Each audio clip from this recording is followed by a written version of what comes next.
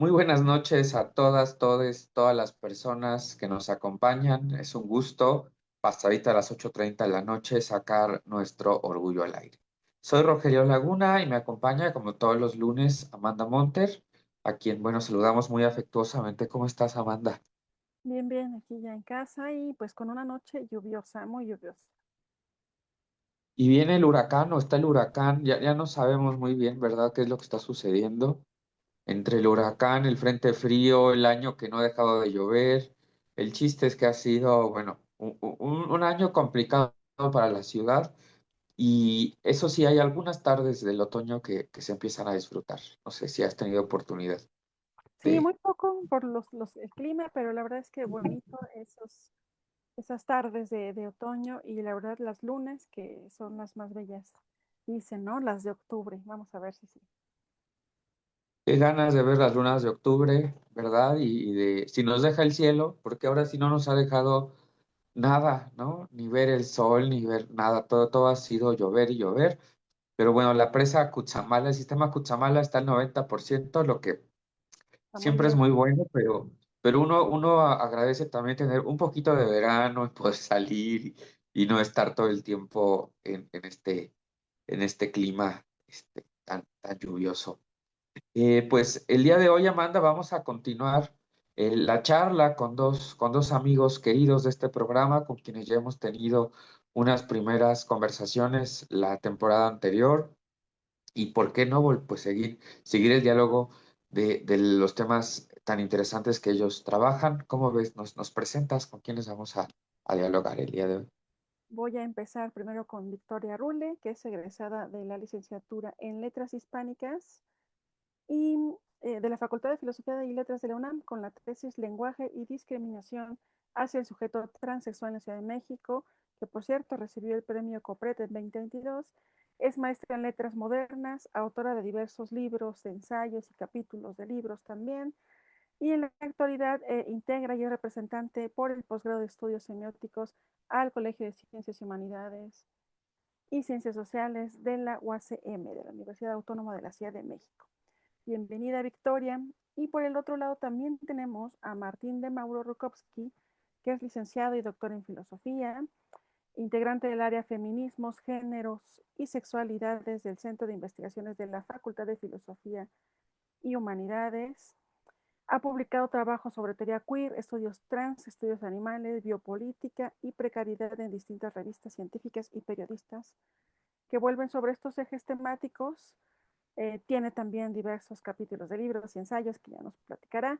Él es feminista pro derechos de las trabajadoras sexuales y fue miembro de la Red Latinoamericana de Estudios Interdisciplinarios de Género, el CIEG, de la Universidad de la UNAM, pero también está con una colaboración de la Universidad de Yale, y en cuyo seno se coordina el grupo de trabajo en artes y humanidades. Bienvenida, Victoria, Martín, buena noche, ¿cómo están?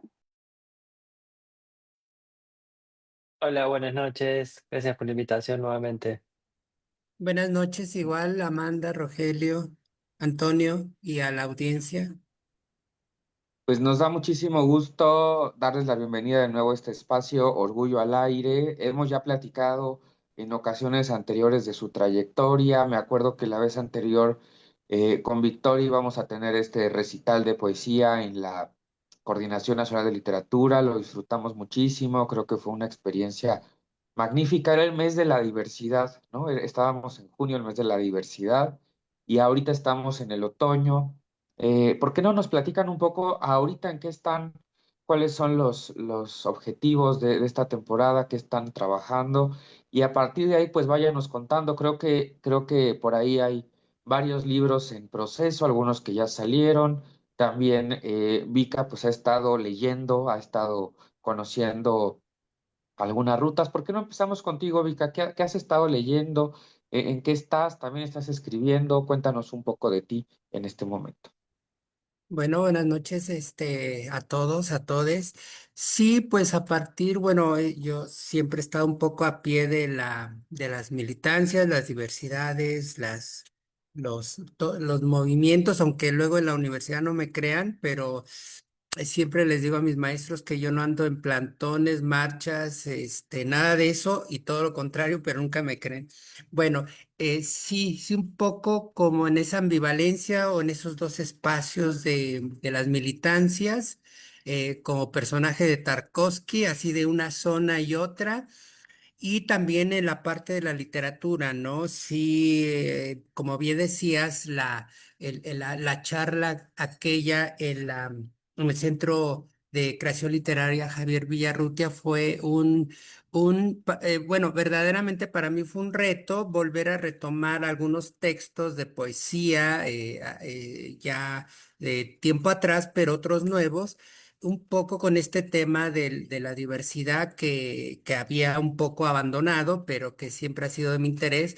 Entonces fue un reto y bueno, a alguna gente le gustó, pero sin mayor pretensión que incursionar en todas estas cuestiones de la literatura, ¿no?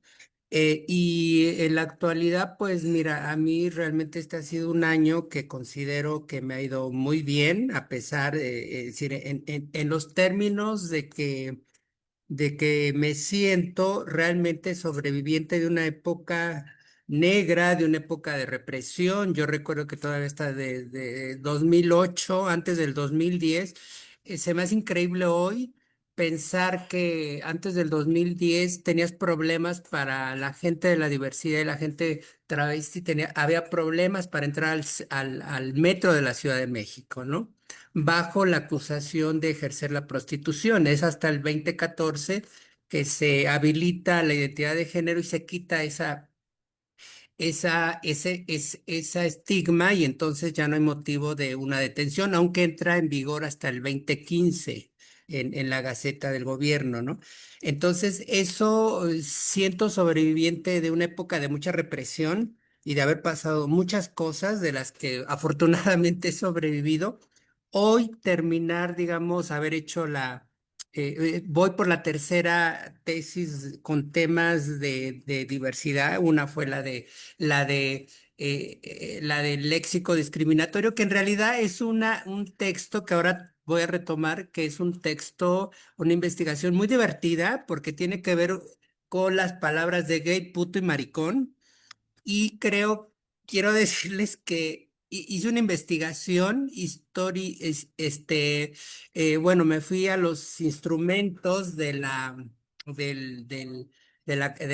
Real Academia de la Lengua, como el CORDE, como el CREA, el español moderno, y hice una averiguación de todo lo que es la historia de la palabra desde sus primeras apariciones, en qué corpus, en qué año, en qué condiciones y cuánto viene a América, ¿no? Entonces, puedo decir sin presunción que de alguna manera en México sí soy de las personas que más conocen sobre la historia de estas palabras, ¿no?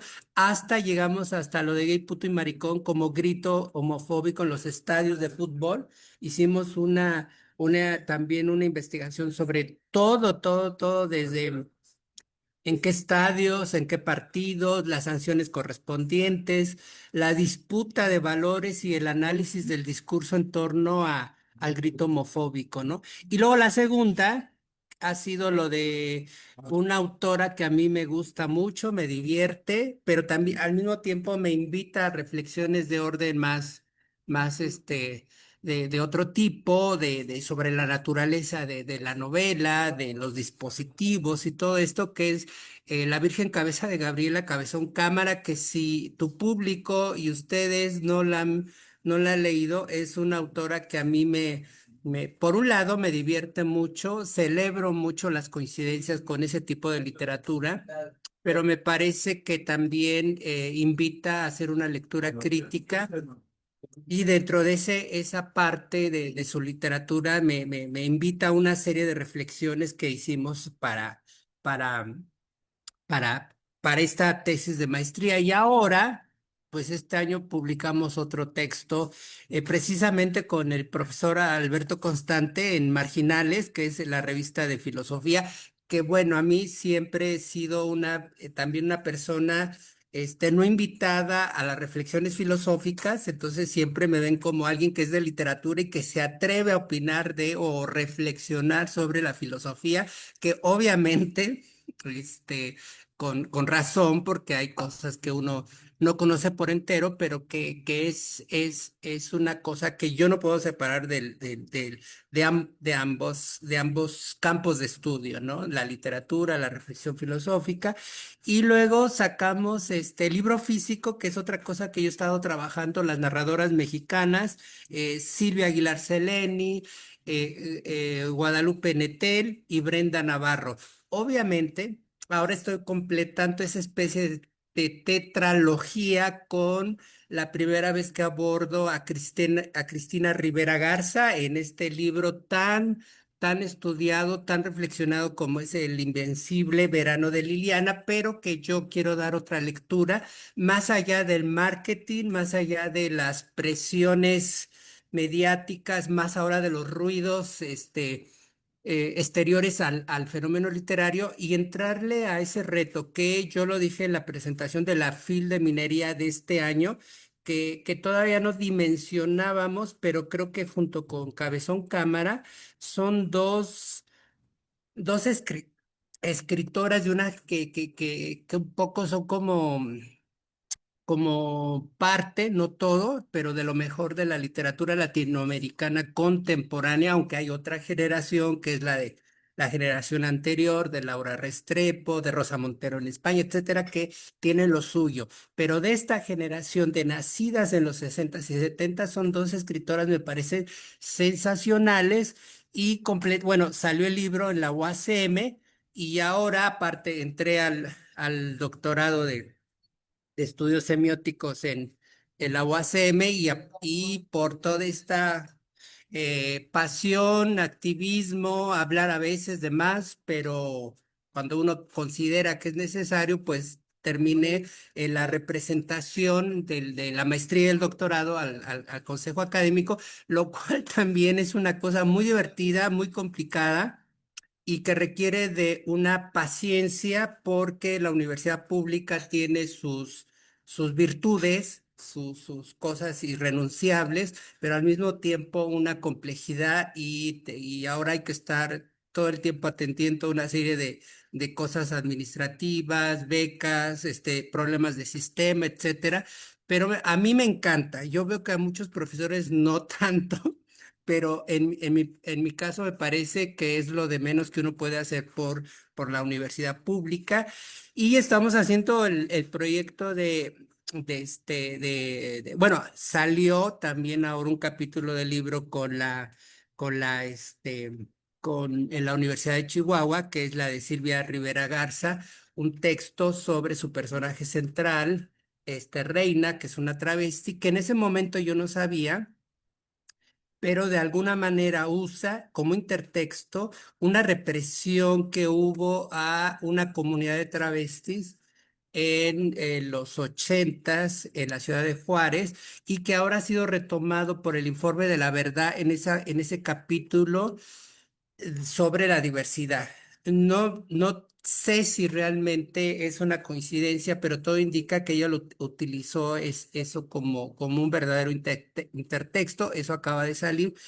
Y yo creo que, pues, como les compartía, y con eso termino, pues al ser una sobreviviente de esta época difícil, de represión, de que salías a la calle, pues no lo hago tan mal, y desde luego no, pues no hay ninguna presunción porque tanto tú, Rogelio, como Martín, pues hacen trabajos investigativos, pues de alto calado y yo simplemente trato pues de aprovechar ahora que hay que están surgiendo estas cosas positivas y que a mí me divierten mucho, las hago porque es algo que yo siempre, desde los 13 años que salí de la ciudad de Pachuca, la literatura y las militancias me parecen como dos zonas siempre imbricadas, siempre como ejes de los que a mí me llenan de pasión y lo comparto con ustedes, ¿no? Pero eso en general estamos haciendo.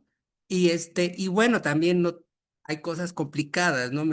Ahora que tengo que tomar unos cursos sobre filosofía analítica, y entrar en una serie de complicaciones con los doctores de no aceptar, pero creo que al final son cosas que te enriquecen, ¿no? Aunque la filosofía analítica no es necesariamente lo que a mí me gusta, pero entonces es así una especie de caos entre Frege, teorías de la significancia, aniversarios de Ayotzinapa, y en ese caos trato de hacer una especie de caósmosis y ordenar ciertas cosas que son las que han salido publicadas. Bueno, ahorita nos cuentas un poquito más de esa caósmosis, de ese caósmosis, pero vamos a preguntarle ahora a Martín, bueno, ¿qué está leyendo y también qué ha escrito? Porque creo que por ahí hay novedades editoriales, ¿verdad, Martín?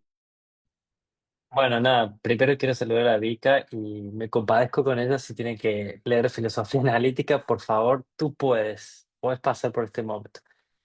Miren, les voy a compartir algo que es lo último que estoy leyendo. No sé si se ve, se llama La Merma de María Moreno. Es una autora en Argentina, díscola, maldita, es una de las matriarcas del feminismo argentino. Me atrevo a decir sudamericano, porque en Chile es muy leída también. Eh, y hace poco, de hecho, recibió el honoris causa de la universidad de donde yo soy de origen, que es la Universidad Nacional de Córdoba. Rogelio estuvo ahí hace algunos años.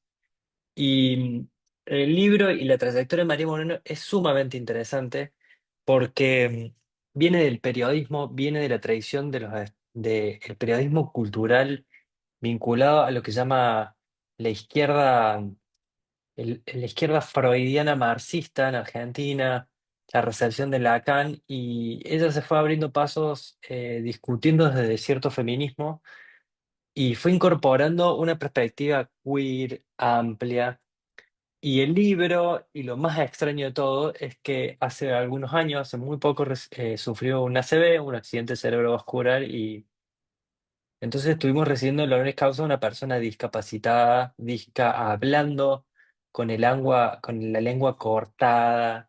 Entonces fue una cosa súper, súper interesante. El libro es una experiencia de lectura increíble que desafía muchas concepciones de que es el cuerpo. Hay una vuelta a la materialidad de la escritura, qué supone escribir, cómo se utiliza el cuerpo en la escritura, la pérdida del habla y la inmersión en la glosolalia, esa habla disca, loca, la expansión del significado. Les recomiendo muchísimo, está editado por Random House, se consigue en México. Y antes de contarle qué estoy por publicar, me gustaría decir dos cosas de lo que está leyendo Vika y sugerirle lecturas también, porque me encanta compartir estos momentos.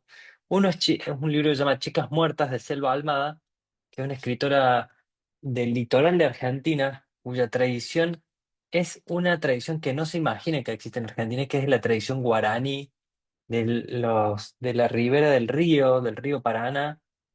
Y Selva Almada lo que reconstruye es la historia de la violencia de género muchos años antes que el libro de,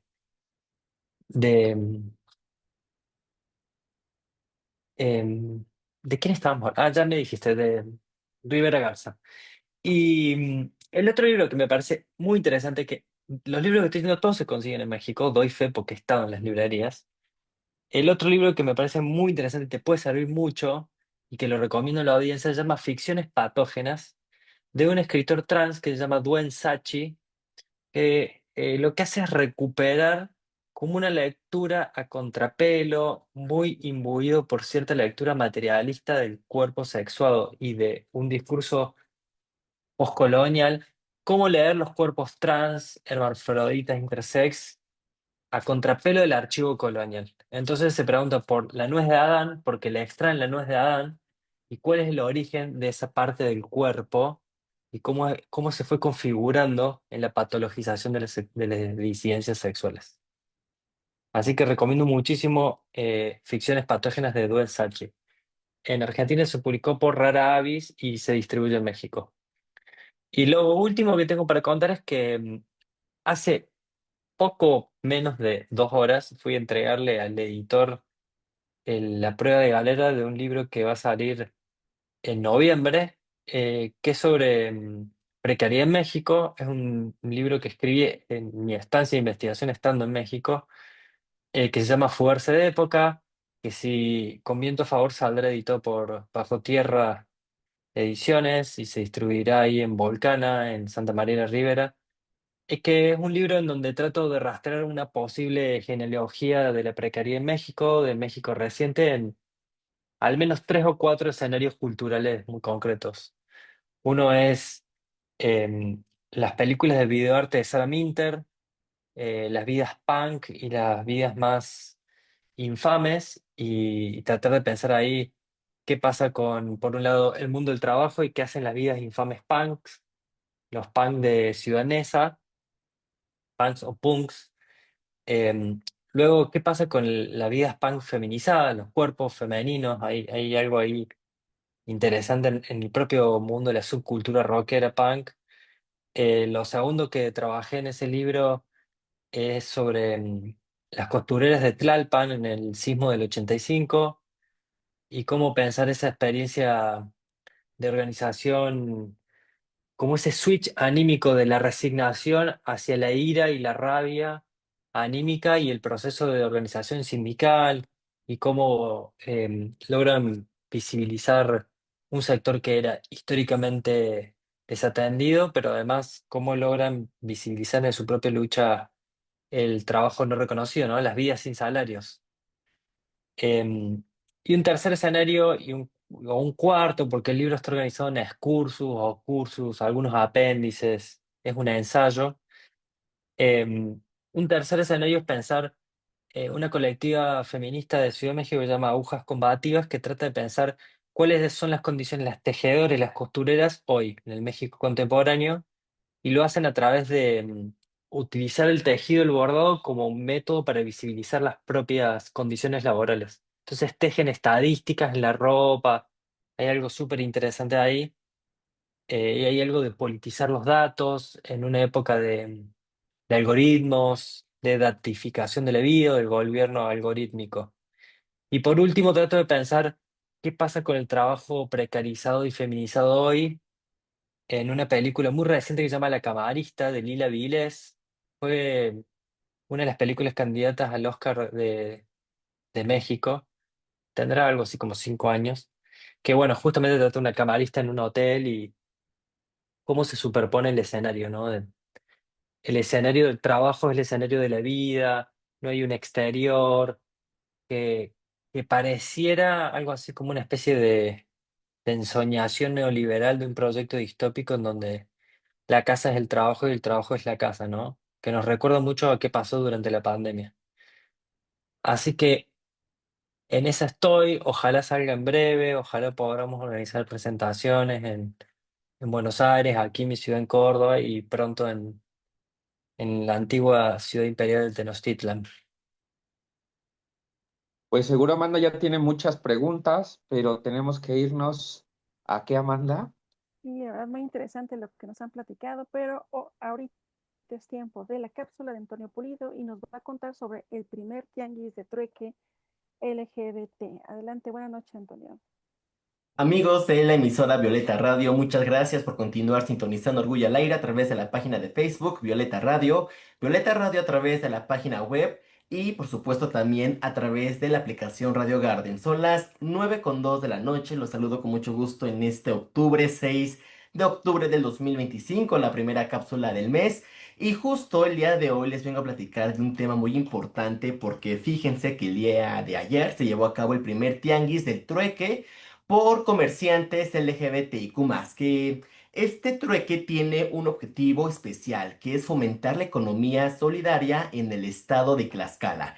Pues les comento que el día de ayer pues se reunieron en la Pinacoteca del Estado para intercambiar pues cierta variedad de artículos, por ejemplo, ropa, accesorios, comida, stickers, objetos artesanales, que de hecho pues son productos que han preparado estos comerciantes de la comunidad LGBTQ+, al igual que piezas de arte, ilustraciones y dibujos. Este tianguis lo está organizando o lo encabeza la Oficina de Atención a la Diversidad Sexual de la Secretaría de Cultura y justamente lo realizan, lo llevan a cabo en el marco de actividades para festejar la fundación de la ciudad de Tlaxcala, que bueno, quienes nos están escuchando a través de ese estado o de allá, pues bueno, sabemos que Tlaxcala nos regala paisajes y mucha cultura, mucha diversidad. La finalidad de este tianguis es que el trueque es brindar a la comunidad LGBTQ+ espacios y actividades donde puedan participar de una sana convivencia en un ambiente de respeto y sobre todo pues que haya mucha solidaridad económica, financiera, pues en este evento que se está llevando allá en el estado de Tlaxcala. ¿Cuándo podemos visitar quienes nos estén sintonizando a través del estado de Tlaxcala y en sus alrededores? Pues este tianguis del trueque se está llevando a cabo todos los domingos de cada mes en las instalaciones del Palacio Cultural en un horario de 11 de la mañana hasta la 1 de la tarde, como ya te lo comenté hace unos segundos, que podrás encontrar en este tianguis de trueque, pues de diferentes cosas, ropa, accesorios, pues tómalo en nota, tómalo en cuenta por si necesitas encontrar pues algo de literatura, ya que estamos hablando de libros o algún accesorio, pues estoy segurísimo que lo vas a encontrar en este tianguis, aquí en este tianguis, porque lo está llevando a cabo ciertos comerciantes de la diversidad LGBTQ+.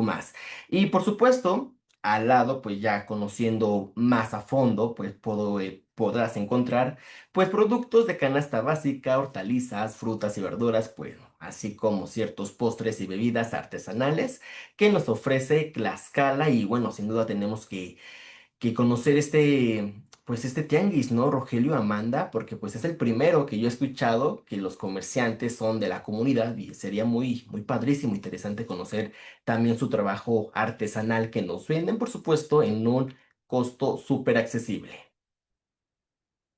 Pues hay que ir a Tlaxcala, Amanda, a ver si ahora sí te animas. Ah, Ah, ya te pues, dejamos de oír de nuevo. Creo que tus audífonos, hace rato tus audífonos te jugaron una mala pasada, pero bueno, en lo que Amanda acaba de, ya te oímos, a ver, pues sí, que suena súper bien. Vamos, vamos, vamos. Y que sea el primero de vamos. muchos. Ahora que venga Martín, vamos a Tlaxcala al Tianguis LGBT a ver qué encontramos por allá en Tlaxcala. Muchas gracias, Antonio. Nos vemos el siguiente lunes en tu ya tradicional cápsula sobre temas de la comunidad LGBT. Muchas Aquí nos gracias. continuamos. Amanda, pues debes tener ya muchas preguntas para Martín y para Vika.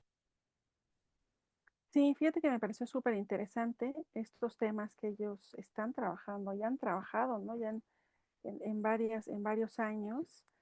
Y, por ejemplo, pensaba en el trabajo de Vika sobre el lenguaje. ¿Cómo, y en esto que nos contabas de tu trabajo de investigación, cómo abordaste esta parte, ¿no? Que llegó hasta ser censurada esta palabra, ¿no? En el grito homofóbico, en esta actividad deportiva del fútbol que tanto le gusta a los mexicanos. ¿Cómo se implantó a esa área y por qué de ser tan típica, ¿no? Se volcó como ya en un insulto censurado, ¿no? O sea, ¿qué arrojó de resultados de investigación? Bueno, esa investigación resultó a partir de esa, me parece que fue en el 2015, 16, que hubo una sentencia de la Sala 2 de la Suprema Corte de Justicia de ese entonces que dictaminaba el grito homofóbico y las palabras gay como susceptibles de ser impulsadas de discursos de odio, ¿no? A partir de un estudio de caso del estado de Puebla. Pero a mí personalmente la anécdota es que yo un día que estaba en el activismo muy intenso, 14, 15, 16, se acaba de, de acordar la identidad de género en la Ciudad de México y yo iba entrando, estaba pagando materias y yo iba entrando a una materia de fonética, de lingüística, y la doctora empezó a mencionar la sentencia y la repercusión de las palabras en términos de meramente lingüísticos. Y a mí se me hizo una paradoja porque yo venía a los amigos de la política decirles, bueno, con su permiso, yo me voy a la universidad, voy a pagar mis materias y los dejo porque además yo no tengo sueldo de la política.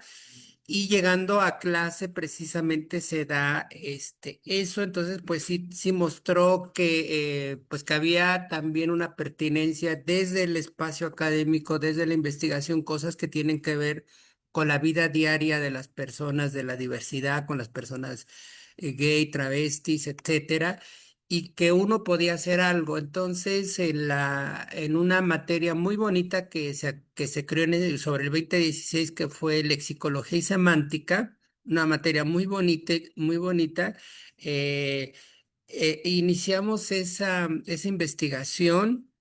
Y también en esos días, pues se dio una polémica donde algunos de los funcionarios de la Federación Mexicana de Fútbol, Iñárritu, decía que por qué tanto complicado o por qué tantas objeciones al grito homofóbico de "Ey puto" en los estadios con respecto a los partidos de la selección mexicana, cuando en realidad él decía es una expresión folclórica y cultural.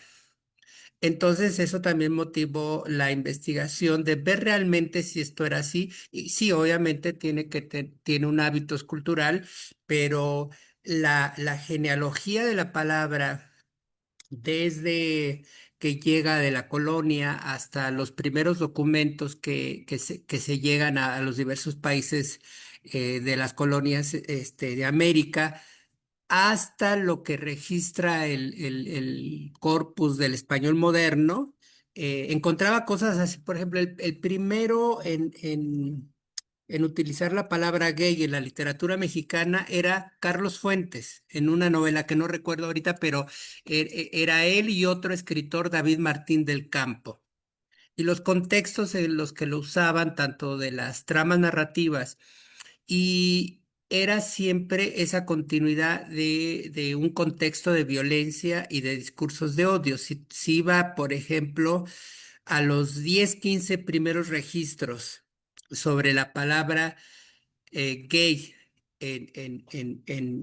en el español moderno de México, por ejemplo, en el español moderno, siempre eran en contextos de mucha violencia y están todos los registros porque el corpus es muy específico y muy detallista en estas menciones. Te pone el año, el tipo de documento, si es en un periódico, si es en una obra y el contexto. Y casi todo pues tenía que ver con la violencia. Entonces, efectivamente, como decía este funcionario, sí es cultural, pero de una cultura de discursos de odio y lo triste, dramático también de estas palabras es que muchas gentes de la diversidad las han escuchado antes de agresiones muy fuertes o incluso antes de perder la vida, ¿no?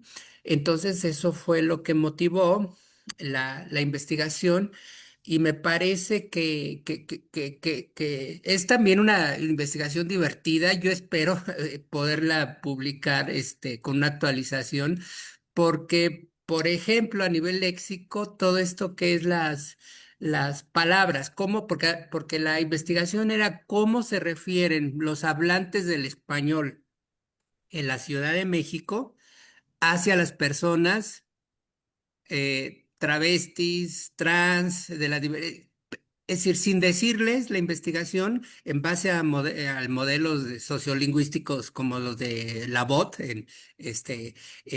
y los modelos de la sociolingüística de Yolanda Lastra, etcétera, de sociolingüísticas en México, cómo se daba esta parte de cómo se refieren. Entonces, es cosas muy sorprendentes. Por ejemplo, tú pudieras pensar que a mayor educación del hablante, entiende más estos términos y distingue entre gay, travesti, trans, etcétera, y no era así. Un gran desconocimiento. No se distingue entonces, para referirse a estas personas, a los sujetos transexuales se referían con una multiplicidad de variantes, desde gay, lencha, manflora, mariposón, lilo, muchas unidades léxicas que incluso ya están de salida del uso del español, ¿no? Entonces, desde luego todas en un contexto, de violencia. Pero en sí mismo la investigación sobre estas palabras es divertido y arrojó varias cosas así que, por ejemplo, un fenómeno es que las personas trans ahora se refieren como personas trans, pero que el resto de los hablantes, se refieren en otros términos, ¿no? Y por ejemplo, también la información, arrojaba, por ejemplo, los términos más fuertes, más violentos eran por hombres, por entrevistados masculinos que decían puñal, por ejemplo, puto, puñal, y no travesti o gay, ¿no?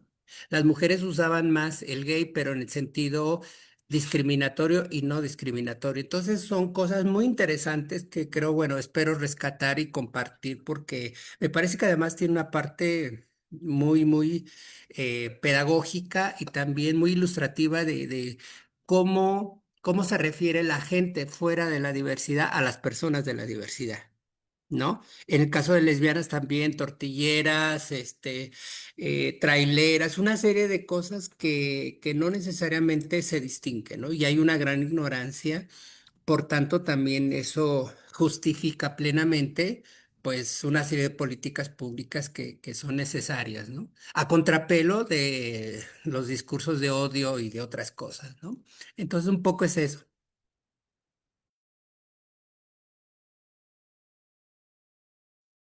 Sí, qué interesante, ¿no? Siempre me he preguntado. Claro, ¿no? Ahí está el desconocimiento desde cómo usamos el lenguaje, pero también esta otra parte de cómo se utilizan estos calificativos, hasta expresiones que la verdad yo luego no entiendo muy bien de dónde salen y qué tratan de expresar, pues, o reflejar, son usadas por las personas de la misma comunidad a veces, ¿no? Un poco para satirizar, no sé, ironizar, no sé, este tipo de lenguajes, ¿no? Y reírse de ellos, ¿no? Apropiárselas a su vez para darle como la vuelta, pero tienes razón, digo, parte de eso es no nombrar las cosas por lo que son. Promueve no solo mucha ignorancia, sino también discursos de odio, ¿no? Generalizados. Oye, Martín, y respecto de tu nueva obra, enhorabuena, qué bien, ojalá que pronto la veamos por acá y la presentemos. Me llama mucho la atención estas facetas, estos cuatro ejes, cinco que nos mencionabas, de esta relación sobre el cuerpo, ¿no? Lo femenino, lo feminizado y la actividad laboral, ¿no? Es muy interesante cómo hay actividades que se siguen asociando a las mujeres, pero eso es como una condena, ¿no? Por ejemplo, en el caso de las maquiladoras, las condiciones laborales, las tragedias que han pasado. La maquila, por ejemplo, pienso en Ciudad Juárez, ¿no? Y incluso hasta esta sentencia internacional en contra de México. Sí me llama mucho la atención y se me antoja leerlo, ¿no? Pero no sé si nos quieres comentar un poquito más de este libro para atraparnos aún más. Martín, y yo, perdón, yo agregaría el tema del trabajo sexual porque lo mencionamos como uno de tus intereses, pero creo que no se alcanza a ver tanto en este libro, tal como tú nos lo dijiste, pero sería otro tema que si no está en esta obra, pues queda mucho por decir sobre la precarización del mundo laboral también, ¿no? Seguro. Igual me parece que un poco sí se anuda porque me parece, yo propuse pensar en este último libro, un poco se desprende de mi libro anterior, Vivos Precarios, que Vika lo presentó hace poco cuando estuve en México en junio, también editado y publicado por Bajo Tierra. Yo me propuse pensar las condiciones transversales de precarización de una época, primero en el Cono Sur, en Latinoamérica, en Argentina, Brasil y ahora en México. Lo que percibí a partir de los materiales culturales, de discutir con amigues, con activistas, es que le faltaba algo así como una especificidad, una singularidad, en qué cuerpos singular y específicamente recae lo que Verónica Gago llamaba un diferencial de explotación. Y ahí me parece que estamos hablando de tecnología de género y cuerpos feminizados. Y en ese sentido muy específico que aprendimos de la epistemología feminista y queer, que son procesos reiterativos, constantes y performativos, ¿no? No estamos hablando de cuerpos biológicos de mujeres.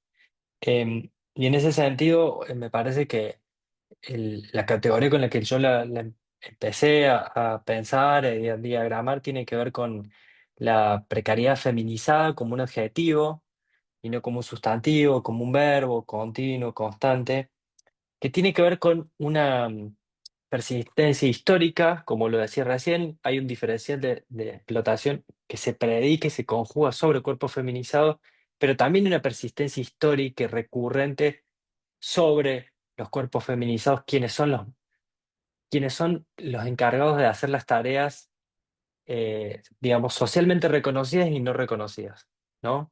En ese sentido, me parece que lo que permite también es mapear cuadros de situación. ¿Qué pasa en la esfera doméstica? ¿Qué pasa en el espacio público? ¿Cuáles son los trabajos que son social y culturalmente reconocibles?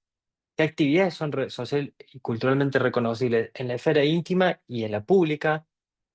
¿Qué obtura, por ejemplo, entender todo alrededor del mundo del salario y del trabajo legitimado en cuanto tal?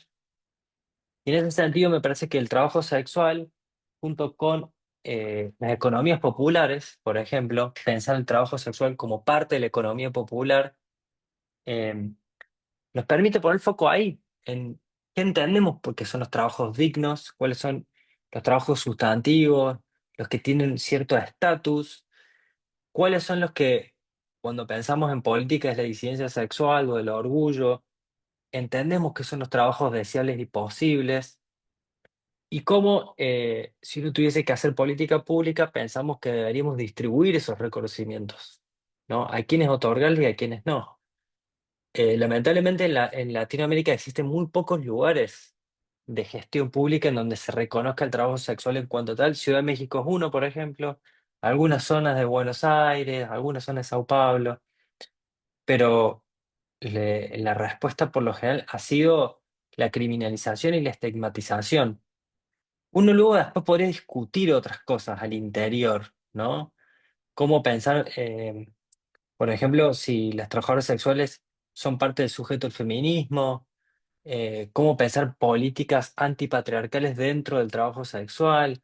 Hay un conjunto de discusiones y tensiones que se abren, pero volviendo a la pregunta inicial, me parece que al mismo tiempo que señala uno, podría decir, mecanismos de captura, de explotación, también son modos de nombrar, modos creativos, inesperados de fuga, de resistencia, de organización, de experiencia de sindicalización, como les contaba hace un rato sobre em, la- las costureras de Tlalpan. En Argentina existe un sindicato de trabajadores sexuales que es muy potente, que siempre está insistiendo y de modo muy corrosivo y muy incómodo a los propios feminismos, a la propia marea verde. Em, Así que me parece que no son figuras como capturadas, sino con una capacidad de fuga, de agujerear el campo social. Pues casi estamos por cerrar el programa, pero no quisiera irme sin preguntarles, bueno, ¿cuáles son sus proyectos próximos? Ya nos contarán un poquito, pero cuéntenos un poquito más. A mí me encantaría, Vika, que nos dijeras que ya tienes otro poemario, una novela, algo, si te vas a animar a escribir pronto, porque bueno, quienes te escuchamos en el Centro de Creación Literaria Javier Villaurrutia, pues lo disfrutamos. Amanda estuvo moderando esa sesión, ¿verdad, Amanda? Fue realmente una noche padrísima. Y también Martín que nos diga, bueno, además de esto, qué más va a hacer? Y también un poco fuera de la academia, porque de repente, pues parece que ya nos convertimos en personajes de la academia y no tenemos más cosas que hacer, pero hacemos muchas otras cosas, ¿no? Entonces, ahora vamos a empezar con Vika. Tenemos 3 minutitos para cada quien antes de cerrar, entonces, Vika, platícanos cuáles son los planes para próximamente. Pues mira, cerraría precisamente con eso y un poco enlazándolo con algunas cosas que ya dijimos, porque aparte sí, de las disputas con la filosofía analítica, yo he estado haciendo una tercera lectura de Roland Barthes y tiene que ver con la lectura del Javier Villarrutia, en el sentido de que yo una vez fui ahí a la librería del otro lugar de La Mancha y compré ese libro porque había una edición muy bonita de Roland Barthes por Roland Barthes, que es como una biografía sui generis, ¿no? Que hace.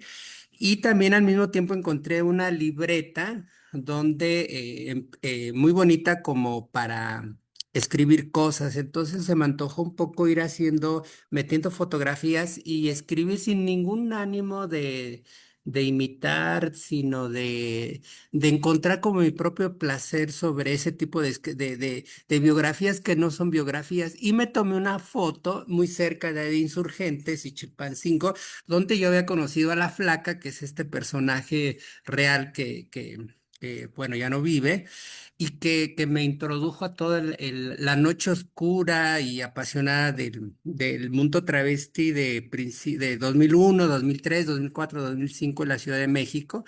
Y sus violencias, sus pasiones, sus drogas, etcétera, etcétera, ¿no?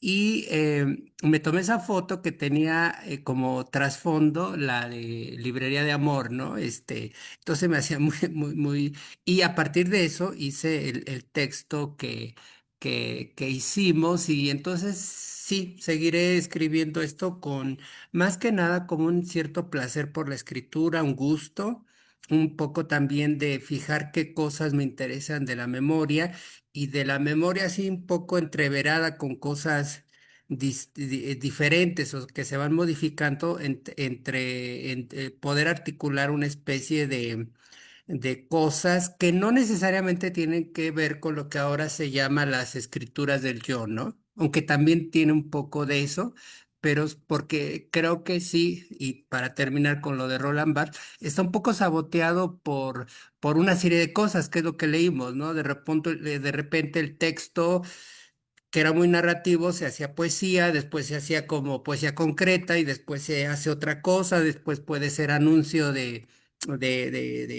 ciudad, puede ser un anuncio de neón, puede ser un comercial, puede ser una nota periodística, puede ser como un bricolaje de cosas caóticas, pero que un poco aludan a esas memorias y rescatar una novela que yo tengo perdida, que es La Ciudad de las Piedras, que era ya la novela terminada sobre este mundo, ¿no?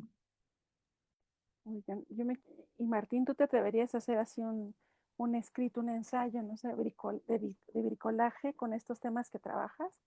Se antojaría interesante, ¿no? ¿Cómo ves?